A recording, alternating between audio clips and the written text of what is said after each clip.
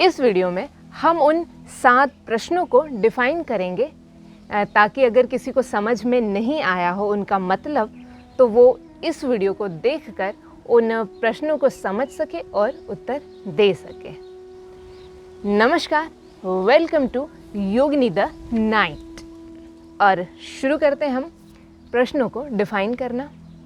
नियम सारे वही हैं पिछले वीडियो वाले, तो नियमों का पालन करिएगा और उत्तर दीजिएगा। पहला प्रश्न था, क्या आप केवल अपनी सांसों को महसूस कर सकते हैं? आपने क्या महसूस किया? तो इसमें करना क्या है, आपको पीसफुली किसी शांत जगह पर जाकर बैठना है। आप सोफ़ा पर बैठ सकते हैं, कुर्सी पर बैठ सकते हैं, मेट बिछाकर मेट पर बैठ सकते हैं, कहीं पर भी शांति से बैठ जाना है। अपनी आंखें बंद कर लेनी है और अपनी सांसों को महसूस करना है। देखिए, करके देखिए अभी क्या फील होता है। हो सकता है जब हम सांसें लें तो हमें सांसें ठंडी लगे, जब सांसें छोड़े तो हो सकता है सांसें गर्म लगे, या हमें सांसों में एक ध्वनि सुनाई दे, या और कुछ भी हो सकता है। तो बस उसे महसूस करना है और लिखना है। बेसिकली हम खुद को खुद के प्रति अवेयर कर रहे हैं। क्वेश्चन नंबर 2, क्या आप अभी अपने आसपास की कोई सी भी 5 चीज़ें देख सकते हैं? कोई सी भी 4 चीज़ें स्पर्श कर सकते हैं, छू सकते हैं? क्या आप कोई सी भी 3 ध्वनियाँ सुन सकते हैं? क्या आप कोई सी भी 2 सुगंध या गंध सूंघ सकते हैं, महसूस कर सकते हैं?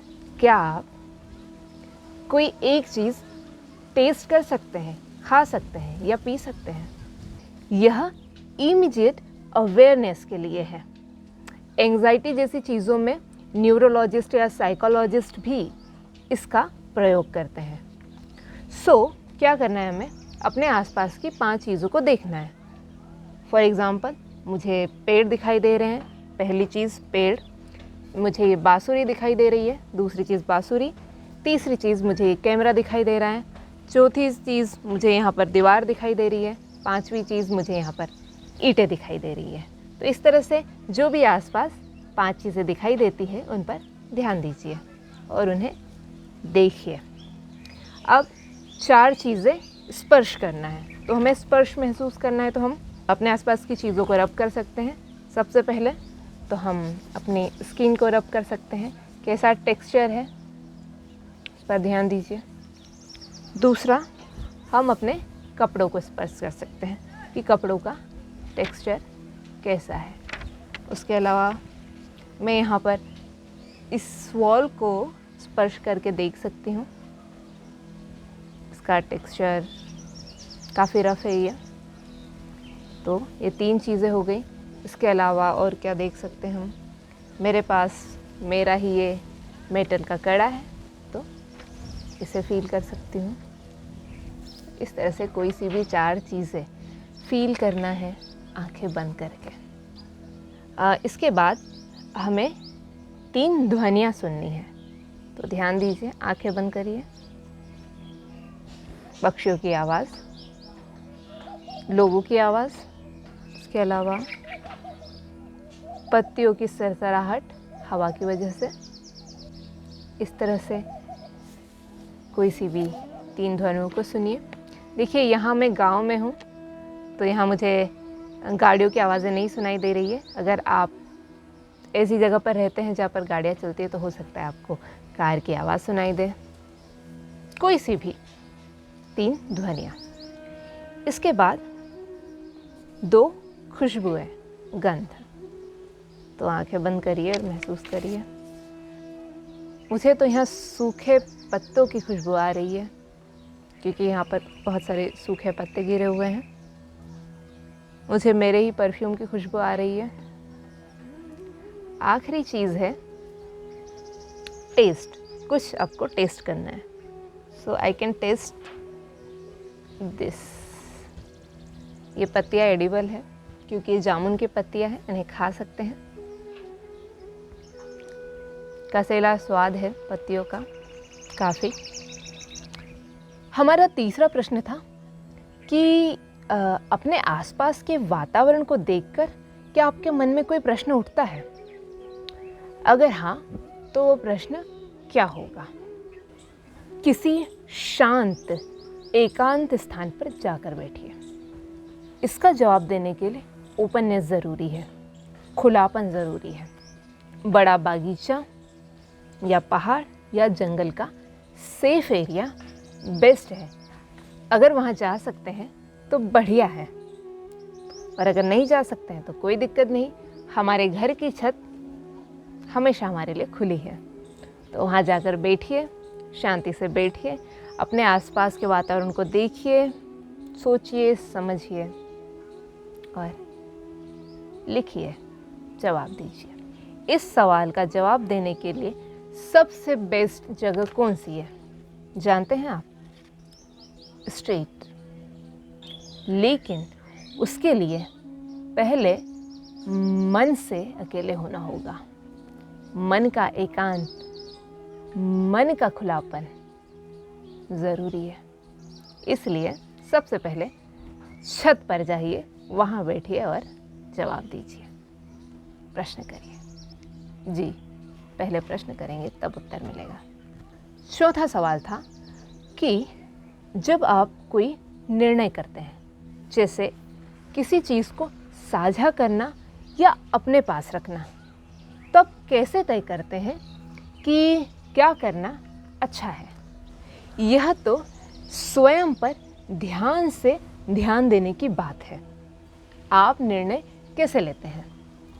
चाहे किसी को कोई चीज़ देना हो या कोई चीज़ लेना हो, या आपने अपना काम किस आधार पर चुना? आपके निर्णय लेने का आधार क्या होता है? लिखिए। अगला क्वेश्चन था, आप अपने क्रोध या भय को किस प्रकार व्यक्त करते हैं?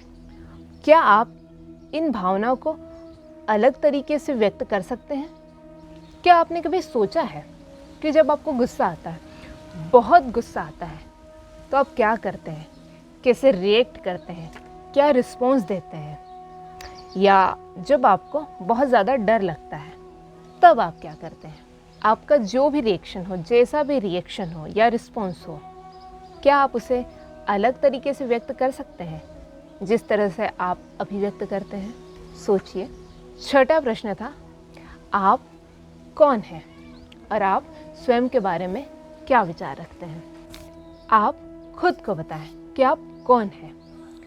आप जो भी हैं, जैसे भी हैं, स्वयं को लेकर आपका क्या विचार है, बताएं खुद को।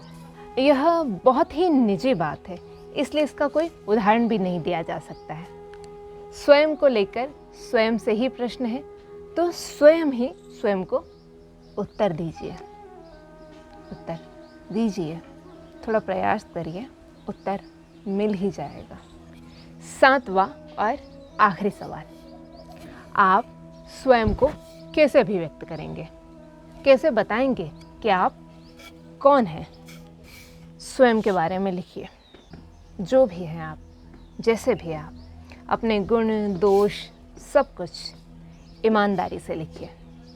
देखिए, संसार में हम सबसे ज़्यादा बेवकूफ़ स्वयं को बनाते हैं, सबसे ज़्यादा झूठ स्वयं से बोलते हैं।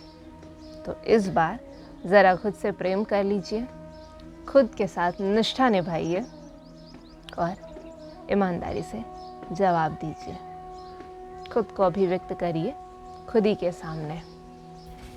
सारे जवाब सब्जेक्टिव है, हर व्यक्ति अलग अलग है, तो उसके जवाब भी अलग अलग होंगे। यहाँ पर कोई भी उत्तर सही या कोई भी उत्तर गलत नहीं हो सकता और ना ही है। ये आपका अपना रिफ्लेक्शन है, अपनी अभिव्यक्ति है। तो जवाब दीजिए, शुरू हो जाइए। ऐसे तो सारे सवाल जवाब बहुत ही निजी है, स्वयं से बात करने के, लेकिन फिर भी अगर आप अपने जवाबों को मुझसे शेयर करना चाहते हैं तो यहाँ कहीं आपको व्हाट्सएप नंबर मिल जाएगा, चेक कर लीजिए डिस्क्रिप्शन या कमेंट बॉक्स, ठीक है। तो वहाँ उन नंबरों पर या स्क्रीन पर भी आपको नंबर दिख रहा होगा, तो वहाँ पर अपने जवाबों को शेयर कर सकते हैं। फ़ोटो भेजिएगा, प्लीज़ कॉल मत करिएगा, सिर्फ मैसेज करिएगा, ठीक है। शुभकामनाएं।